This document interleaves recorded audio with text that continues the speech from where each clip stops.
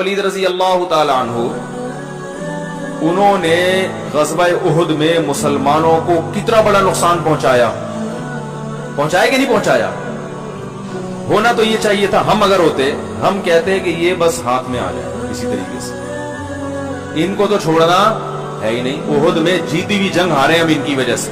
अबू सुफियान और खालिद इब्न वलीद, ये दो हजरात थे जिनकी वजह से मुसलमान जीती हुई जंग हार गए, और नबी के सगे चचा शहीद हो गए, 70 बड़े बड़े सहाबा शहीद हो गए। और इसमें सबसे बड़ा किरदार किनका था? हजरत अबू सुफियान और हजरत खालिद बिन वलीद।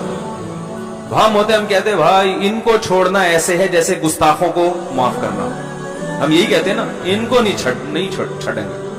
पंजाब में होते तुम कहते छड़क, मर जाऊंगा छड़ांगा नहीं छड़ेंगे। लेकिन अगर आप सल्लल्लाहु अलैहि वसल्लम ये सोचते कि ये तो जहां मिले इनको मार दो, तो क्या होता कि भाई मेरे पास जो पूरी दुनिया भी अभी हमने इस्लाम का झंडा कायम करना है, तो हमारे पास लड़ने के लिए लोग कौन है? यही है ना, कुरैश के लोग। क्या ख्याल है भाई? इतने अफराद कहां से लेकर आएंगे? अगर इन्हीं को सारे जालिमों को मार ही देंगे हम, तो मेरे पास तो इतने थोड़े से लोग हैं लड़ने के लिए। तो बेहतर नहीं है कि इनको किसी तरह अपना बनाने की कोशिश की जाए? हालांकि कितना बड़ा, क्या जज्बात होंगे, नबी के सगे चचा की टुकड़े पड़े हुए हैं, कैसा। लेकिन आप सल्लल्लाहु अलैहि वसल्लम क्या कर रहे हैं कि भाई आपने खालिद इब्न वलीद को पैगाम पहुंचाया। तो पता था सरदार हैं ये, तलवार की जोर से इनको इस्लाम में लाना मुश्किल काम। तो आप सल्लल्लाहु अलैहि वसल्लम ने सुलह हुदैबिया के बाद खालिद इब्न वलीद को पैगाम पहुंचाया। देखो, खालिद इब्न वलीद जैसा समझदार आदमी अभी तक इस्लाम में दाखिल नहीं हुआ, ये हमारी समझ में नहीं आता। और फरमाए तुम हमारे पास आओगे, तुम्हें ओहदा भी मिलेगा, इज्जत भी मिलेगी।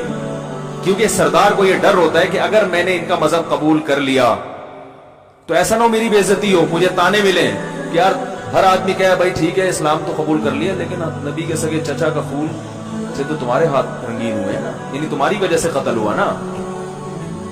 किसी कोई अपने बाप का हवाला देगा कि मेरे बाप को तुमने मारा, कोई अपने भाई का हवाला देगा मेरा भाई तुम्हारी वजह से। तो मुमकिन है मुझे गुलाम बना के रख लिया जाए। और एक आदमी जब एक मकाम तक पहुंचता है, आर्मी में ऐसा होता है ना कि जूनियर को चीफ बना दिया जाए तो सीनियर इस्तीफा दे देते हैं कि यार जो हमें हमेशा सलूट करता रहा हम उसको कैसे सलूट करें? इंसानी फितरत है, ये नेचर है। समझने के नहीं समझ रहे भाई, हम जो हमें आज तक सलूट करता रहा है, अब हम उसको कैसे सलूट करें? तो आर्मी के जितने सीनियर ऑफिसर हैं अक्सर क्या करते हैं? रिजाइन दे देते हैं। तो ये इंसान की एक नेचर है। तो नबी सल्लल्लाहु अलैहि वसल्लम को ये था कि खालिद इब्न वलीद के जहन में ये ख्याल आ सकता है, तो आपने फरमाया कि ऐसा नहीं है। अब हम होते तो फतवा लगा देते ये तो लालच दी जा रही है इस्लाम में लाने के लिए, है भाई? क्या ख्याल है? ओहदे का इस्लाम कबूल करना है तो भाई अल्लाह के लिए करो। ओहदे का क्या? ओहदा नहीं मिलेगा, ओहदा नहीं होता हमारे।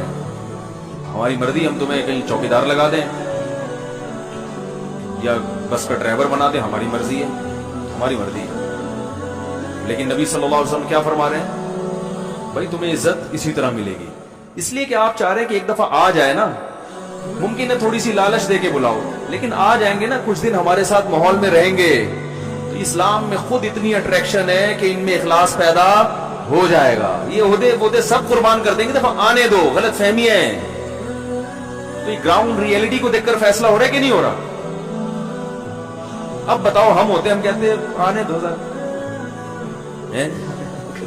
आने दे। तो वो खालिद इब्न वलीद रज़ी अल्लाह तआला अन्हु से 2 जंगें हो चुकी हैं, उसमें वो उनको ईमान की तौफीक नहीं हुई, इस जुमले ने उनको इस्लाम की तरफ माइल कर दिया। सरदार आदमी तो फिर ऐसे ही होता है ना, जो खानदानी सरदार होते हैं वो ऐसे ही होते हैं। तो आ गए, इस्लाम कबूल किया, उनको कमांडर बना दिया आपने।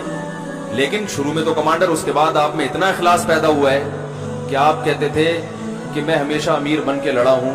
हजरत उमर ने ना जैसे ही दौरे हुकूमत आया, हजरत खालिद इब्न वलीद को माजूल कर दिया और बोला आम सिपाहियों की तरह लड़ोगे, अमीर नहीं बनोगे। उन्होंने फरमाया कोई बात नहीं, मजा आएगा, पहले कमांडर बन के लड़ता था, अब सिपाही बन के लड़ूंगा।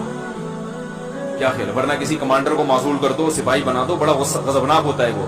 और वो कमांडर जिसको नबी ने कमांडर बनाया हो, वो कह सकते थे मुझे मोहम्मद सल्लल्लाहु अलैहि वसल्लम ने कमांडर बनाया, मुझे अबू बकर ने कमांडर बनाया और मुझे सैफुल्लाह अल्लाह की तलवार का खिताब दिया। ए उमर, कुरान हदीस की रोशनी में आप मुझे माजूल, क्या ख्याल है? قرآن حدیث کی روشنی میں آپ مجھے معزول نہیں کر سکتے. قرآن سے تو یہی پتہ چلتا ہے, حدیث سے تو یہی پتہ چلتا ہے, کیونکہ حدیث میں آتا ہے سیف اللہ, اللہ کی تلوار, اور ہمیشہ آپ نے مجھے کمانڈر بنایا. آپ کیسے کر سکتے ہیں؟ حضرت عمر نے سب سے پہلا کام ہی یہی کیا, جیسے ہی خلیفہ بنے سب سے پہلے خالد ابن ولید کو معزول. لوگوں نے کہا کیوں بھائی؟ کہنے کوئی غلطی بھی نہیں کی انہوں نے, اور ویسے ہی کہا لوگ یہ سمجھ رہے ہیں ان کی وجہ سے فتح ہو رہی ہے. اسلام کی طرف تو اب لوگوں کی توجہ جائیں گے, شخصیت پرستی آ رہی ہے, شخصیت پرستی برداشت نہیں ہوگی, معزول کیا ان کو. تو یہ اخلاص پیدا ہوا نا خالد ابن ولید, ورنہ کمانڈر جو اتنے عرصے سے رہا اس کو عام سپاہی بنا کے لڑانا آسان نہیں ہوتا.